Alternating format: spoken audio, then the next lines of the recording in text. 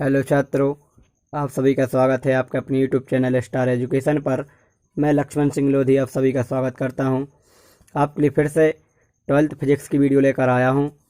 आज की वीडियो में हम अनुगमन वेग और धारा घनत्व के बारे में अध्ययन करेंगे।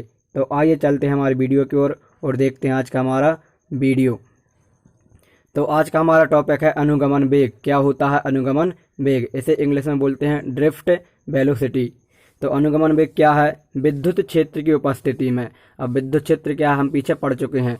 तो विद्युत क्षेत्र की उपस्थिति में किसी चालक के अंदर, कोई चालक है, यदि हमारा कोई विद्युत क्षेत्र है, इसमें क्या रखा है? एक चालक रखा है। इस विद्युत क्षेत्र में क्या रखा है? एक चालक। तो चालक के अंदर उपस्थित मुक्त इलेक्ट्रॉन, क्या? मुक्त इलेक्ट्रॉन जिस नियत औसत वेग से, इस चालक, जो चालक है इसके अंदर, मान चलो ये कोई चालक है, इसमें जो इलेक्ट्रॉन है जिस नियत वेग से गति कर रहे हैं, वो इलेक्ट्रॉन क्या कर रहे हैं? जिस नियत वेग से गति कर रहे हैं, उसे, उन इलेक्ट्रॉनों का क्या कहते हैं? अनुगमन वेग कहते हैं। क्या कहते हैं? अनुगमन वेग। क्या है? किसी विद्युत क्षेत्र की उपस्थिति में, क्या है? कोई विद्युत क्षेत्र, उस विद्युत क्षेत्र में हमने एक चालक रख दिया, तो उस चालक में उपस्थित मुक्त इलेक्ट्रॉन जिस नियत औसत वेग से क्या कर रहे हैं? गति कर रहे हैं, वही क्या कहलाता है? उन इलेक्ट्रॉनों का अनुगमन वेग कहलाता है या अनुगमन वेग कहते हैं। इसे भी डी, क्या? भी डी, भी यानी वेलोसिटी, डी यानी ड्रिफ्ट, तो क्या लिख लेंगे? भी डी से दर्शाते हैं। तथा अनुगमन वेग 10⁻⁵ मीटर प्रति सेकंड की कोटि का होता है। ध्यान रखना, अनुगमन वेग कितना होता है? 10⁻⁵ मीटर प्रति सेकंड की कोटि का होता है। कहीं कहीं आपको 10⁻⁶ भी मिलेगा, या तो -5 मिलेगा या -6। ठीक है, ध्यान रखना आप ऑप्शन में। ठीक है, दोनों एक साथ नहीं आएंगे। 10⁻⁵ मिलेगा या 10⁻⁶ मिलेगा। मीटर प्रति सेकंड की कोटि का होता है। फिर इसके बाद नेक्स्ट आता है हमारा श्रांति काल। क्या आता है? श्रांति काल। तो श्रांति काल के बारे में देखते हैं क्या है श्रांति काल। तो श्रांति काल है किसी चालक के अंदर मुक्त इलेक्ट्रॉन, यदि हमारे कोई चालक है, इस चालक के अंदर क्या? मुक्त इलेक्ट्रॉन, इलेक्ट्रॉनों की धनायनों से, किससे? धनायनों से दो क्रमागत टक्करों के बीच, यानी जो इलेक्ट्रॉन है वो धनायनों से क्या कर रहे हैं? टक्कर कर रहे हैं। तो उन टक्करों के मध्य लगे समय अंतराल को, यानी उनके टक्कर के बीच एक टक्कर हो गई, फिर उसके बाद एक और टक्कर हुई, तो उनके बीच में जो समय अंतर लग रहा है, उन समय अंतराल को, उन इलेक्ट्रॉनों का क्या कहते हैं? श्रांति काल कहते हैं। यानी दो टक्कर होंगी तो उनके बीच में जो समय लगेगा, उस समय अंतराल को ही क्या कहेंगे? इलेक्ट्रॉनों का श्रांति काल कहेंगे। क्या कहेंगे? इलेक्ट्रॉनों का श्रांति काल। इसे टाउ से दर्शाते हैं। किससे? टाउ से। ठीक है, इसका ऐसा मात्रक क्या होगा? सेकंड, क्योंकि ये भी एक समय है तो इसका ऐसा मात्रक भी सेकंड ही रहेगा। और इसका विमीय सूत्र m0L0T, यानी टी ही रहेगा। इसे टी अकेला भी लिख सकते हैं। ठीक है, तो ये हमारा क्या था? अनुगमन वेग और श्रांति काल। अब इसके बाद हमारा नेक्स्ट क्वेश्चन आता है, और नेक्स्ट क्वेश्चन बहुत इंपॉर्टेंट क्वेश्चन है। तो हमारा क्वेश्चन है अनुगमन वेग व धारा घनत्व में संबंध। ध्यान रखना, क्या है? अनुगमन वेग और धारा घनत्व में संबंध। अनुगमन वेग क्या होता है? VD, और धारा घनत्व क्या है? J। ठीक है, इन दोनों में क्या आएगा? संबंध आएगा। तो इम्पोर्टेंट क्वेश्चन है और पेपर में कई बार पूछा गया है और इस साल भी पूछा जा सकता है। तो सबसे पहले इसका हम माना लिखेंगे। तो लिखेंगे माना किसी चालक में, ये कोई हमारा चालक है, ये चालक है, तो माना किसी, या फिर यहाँ बना भी सकते हैं चालक। तो एक हमने ये चालक बना लिया, क्या बना लिया? एक चालक बना लिया। ठीक है, एक हमारा क्या हो गया? चालक हो गया। तो क्या लिखा है? माना किसी चालक में प्रवाहित धारा, क्या मान ली? I मान ली। आप भी बना लेना, प्रवाहित धारा I। ठीक है, जिसकी लंबाई, इस चालक की लंबाई क्या है? L है। चालक की लंबाई क्या हो जाएगी? L। ठीक है, तो चालक की लंबाई L व अनुप्रस्थ काट का क्षेत्रफल, अनुप्रस्थ काट है, इसका क्षेत्रफल क्या है? Capital A।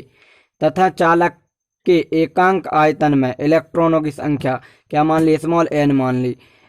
इन इलेक्ट्रॉनों का अनुगमन वेग क्या मान लिया हमने? VD। अनुगमन वेग क्या मान लिया? VD है तब। ठीक है, अब इसके बाद क्या करेंगे? तो लिखेंगे 1 सेकंड में, किसमें? 1 सेकंड में, 1 सेकंड में चालक में, किसमें? चालक में। ये हमारा चालक दिख रहा है। 1 सेकंड में चालक में प्रवाहित इलेक्ट्रॉनों की संख्या, इलेक्ट्रॉनों की संख्या। तो 1 सेकंड में चालक में प्रवाहित इलेक्ट्रॉनों की संख्या क्या हो जाएगी? इलेक्ट्रॉन की संख्या क्या है? N, और आयतन क्या हो जाएगा हमारा? V, क्योंकि आयतन क्या हो जाएगा हमारा v, चालक का आयतन v और इलेक्ट्रॉन संख्या क्या हो जाएगी n। तो 1 सेकंड में चालक में प्रवाहित इलेक्ट्रॉन संख्या क्या हो जाएगी NV, क्या हो जाएगी NV। अब चूंकि आयतन v बराबर क्या हो जाएगा, हमने पढ़ा आयतन क्या होता है, लंबाई गुणित चौड़ाई गुणित ऊंचाई, ठीक है, जो भी है। तो क्या हो जाएगा, अब यहाँ आयतन क्या हो जाएगा, हम आयतन किस रूप में भी लिख सकते हैं, क्षेत्रफल इंटू वेग के रूप में। तो क्षेत्रफल हमारा क्या हो जाएगा a और वेग क्या हो जाएगा हमारा BD। ए भी हमारा क्या है, आयतन ही है, आयतन बराबर क्षेत्रफल इंटू वेग। तो ए वाला अमाउंट उठा के हम कहाँ रख देंगे, यहाँ रख देंगे। तो क्या हो जाएगा, तो 1 सेकंड में चालक में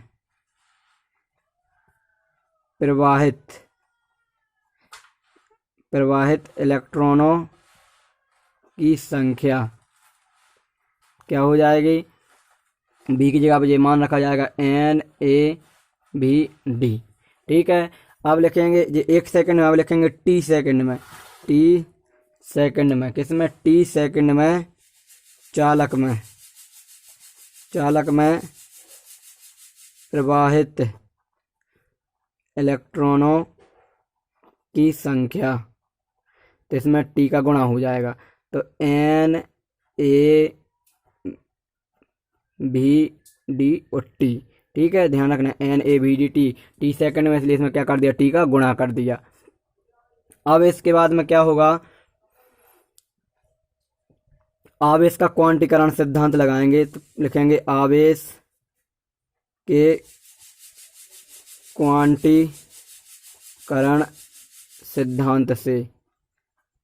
तो आवेश का क्वांटीकरण सिद्धांत हमने पढ़ा हुआ है, क्या होता है Q बराबर Ne, क्या होता है Q बराबर Ne, ये हमने आवेश का क्वांटीकरण सिद्धांत पढ़ा है, ठीक है।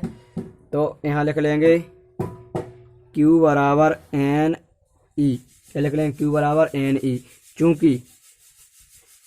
चूंकि T सेकंड में चालक में प्रवाहित इलेक्ट्रॉनों की संख्या क्या है हमारी NaBD, तो हमारा क्या हो जाएगा, इस n की जगह पर, तो यहाँ लिख लेंगे चूंकि n करके NaBD, ठीक है। और आपको यदि कन्फ्यूजन हो रही हो तो आप यहाँ कैपिटल N भी बना सकते हैं, ये हमारा कैपिटल N का मान है, ठीक है। तो ये वाला अमाउंट हम कहाँ रख देंगे, यहाँ।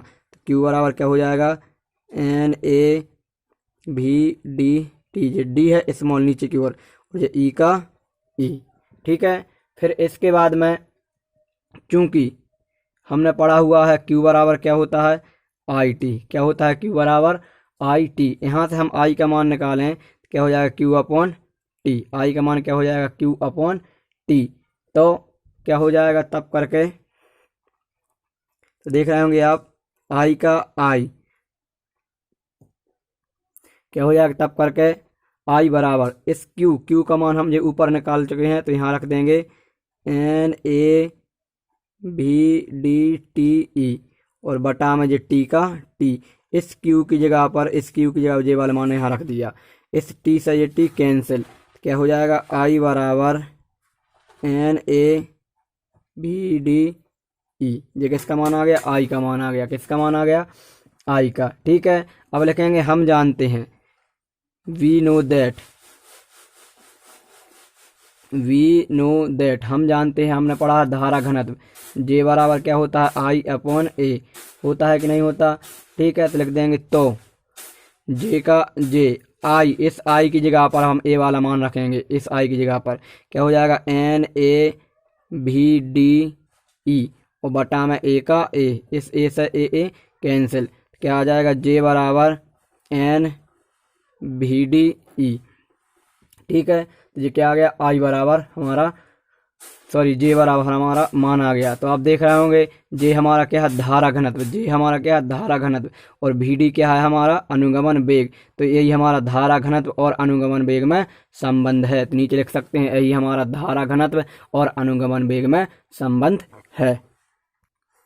तो आज की वीडियो में इतना ही। यदि आपने इससे पहले की वीडियो नहीं देखी है तो ऊपर आई बटन पर क्लिक करें तो आपको इससे पहले की वीडियो खुल जाएगी। तो आज की वीडियो में इतना ही, मिलेंगे नेक्स्ट वीडियो में, तब तक के लिए जय हिंद, जय भारत।